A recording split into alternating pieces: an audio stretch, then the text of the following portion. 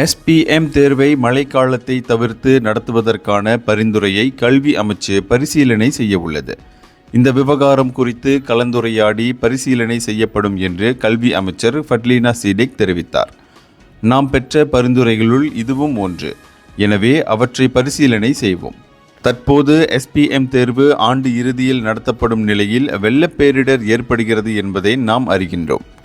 எனவே இந்த விவகாரத்தை கணக்கில் எடுத்து பரிசீலனை செய்வோம். இதில் மக்களின் நலனையும் பார்க்க வேண்டியுள்ளது என்று நேற்று பாசேர்மாஸ் மாவட்ட கல்வி அலுவலகத்திற்கு வருகை புரிந்த அவர் செய்தியாளர்களிடம் குறிப்பிட்டார்.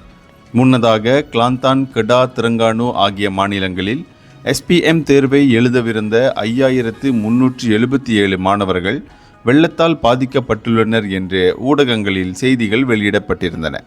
எனவே இத்தேர்வை ஒத்திவைக்க வேண்டும் என்று பல்வேறு தரப்பினர் கோரிக்கை விடுத்திருந்தனர் என்பது குறிப்பிடத்தக்கது.